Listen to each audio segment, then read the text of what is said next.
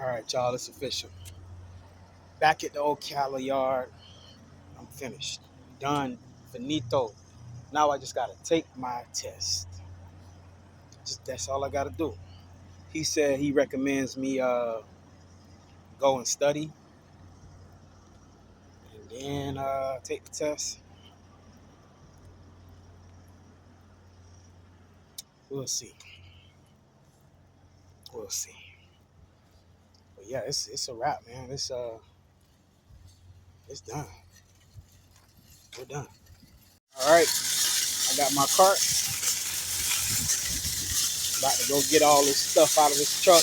I overpacked. I got like 2 suitcases and 3 big bags. I'm gonna show y'all when I put it in there. It's kind of crazy. I overpacked. Definitely I overpacked.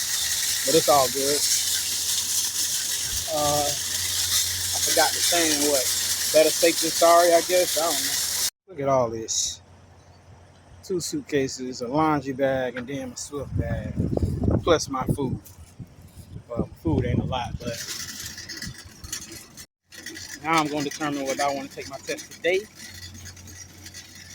or wait till tomorrow. I think I might just get it out of the way today. I'm ready, man. I'm ready.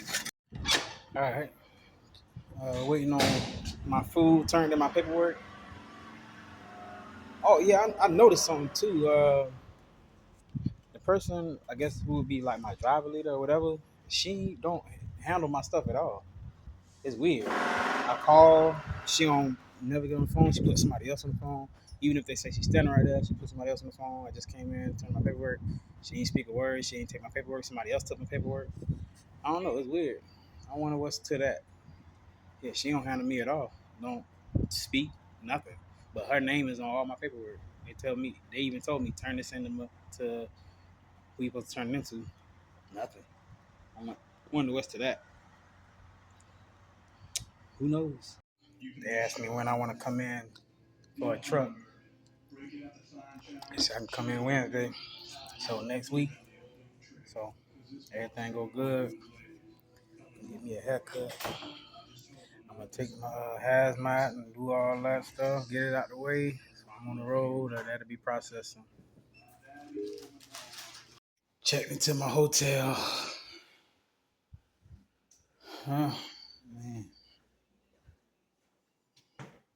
pretty nice room. Take me a nice shower, charge my headset, go to study, then go to sleep. Make it count. If it's low, then make it count. Just keep dropping that shit down. That's that summer, that's the moment. That's that girl, give me your number. That's that joy, that's that. Still sitting. Oh no, I got my big belly on camera. Still sitting in my hotel room. I got all these bags. I think what I'm gonna do, since I got so many bags, I'm gonna start condensing these bags. That way I don't have so many bags, man. Um, Still just sitting in the hotel. Um, I gotta study my macros. Getting ready for this driving test, man. That's pretty much it. That's pretty much it, man. Just study, study, study. Uh, yeah. I feel like I'm ready. I'm confident, man. Just gotta get ready for the test. That's all. All right. My charger was sparking. It got wet. So I just walked down the street to see if I could find. I'm pretty sure I could find something that sell chargers or something. I don't know. Phone on 9%, so I have to get somewhere to find something so I can continue my studies. Um, I'm excited.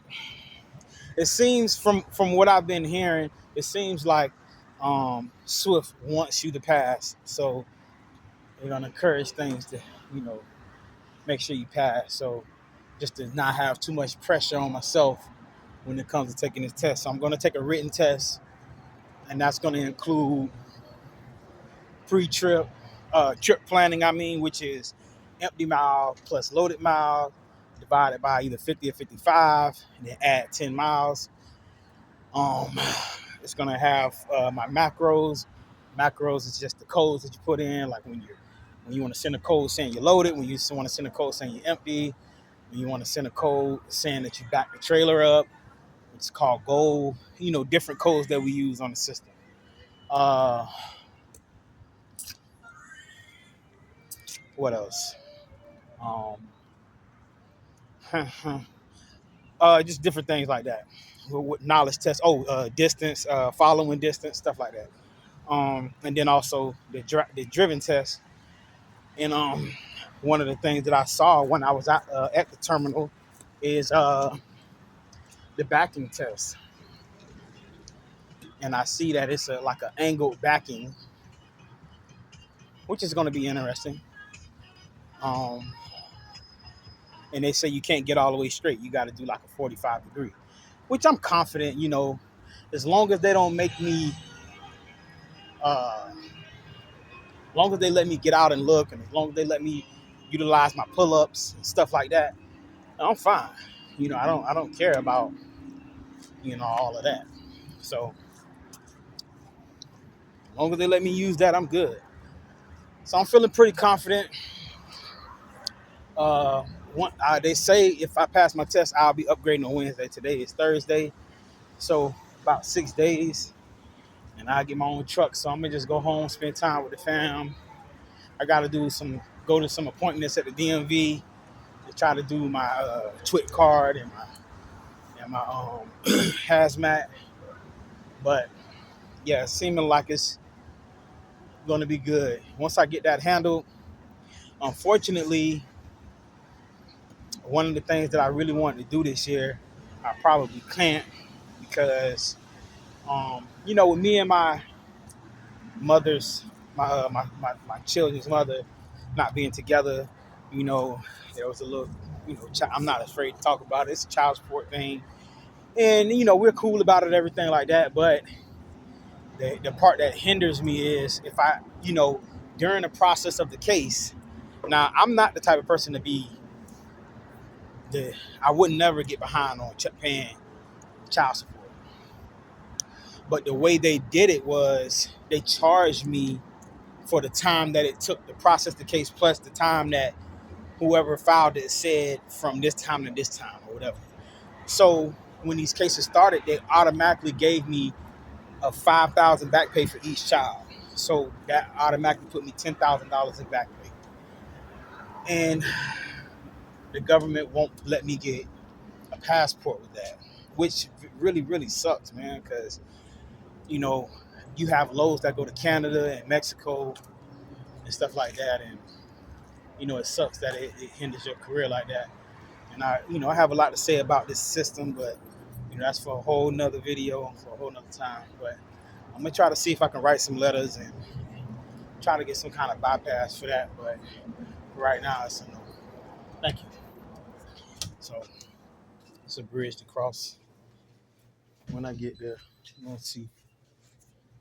But yeah, in this video, before I go do my training, I do want to say some things about my training.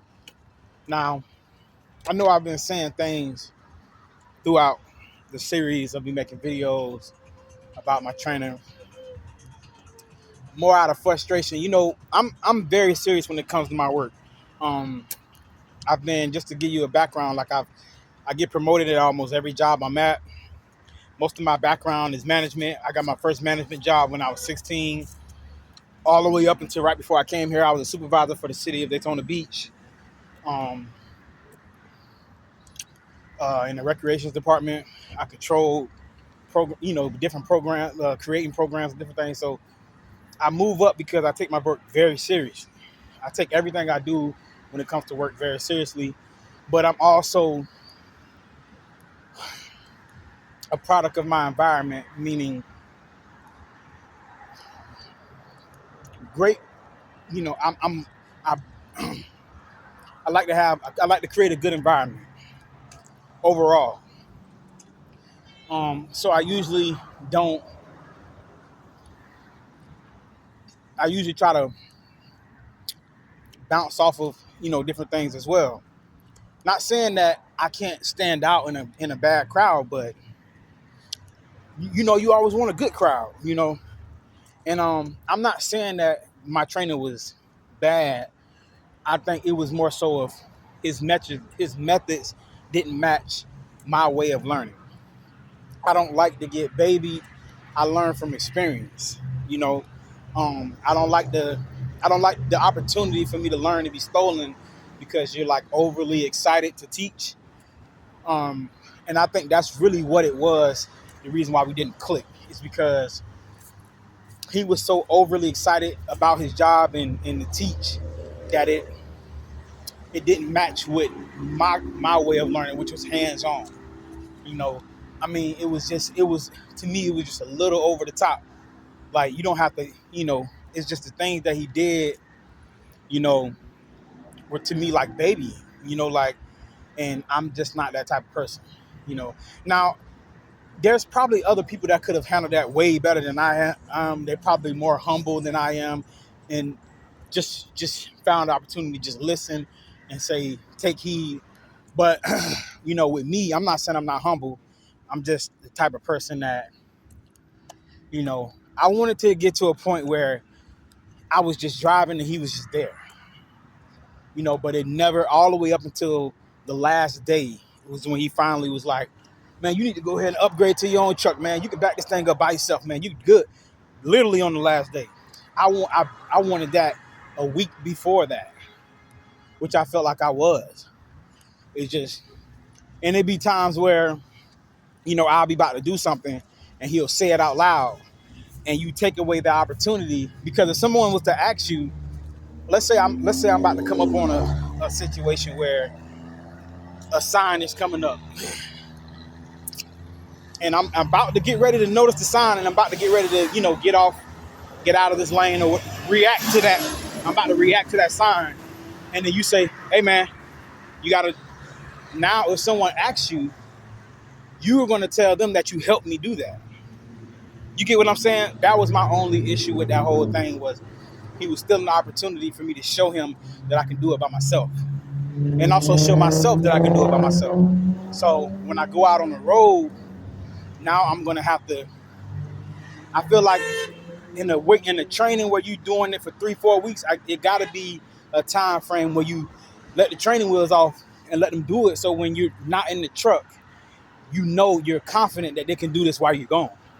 And I don't think he ever got to that level with me.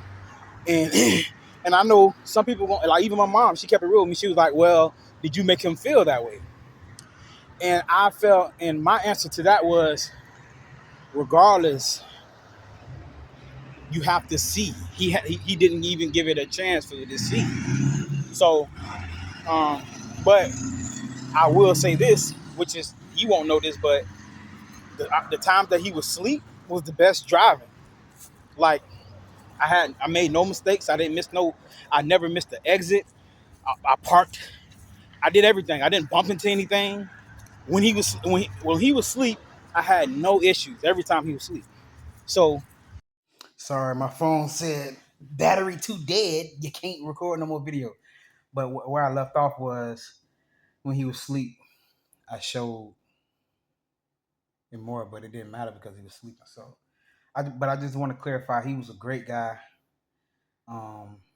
Very good guy. Um, very knowledgeable. He knew his highways very well. Um, the only critique I had is he was a little stubborn. I would tell him a few times, "Hey man, I got to do something."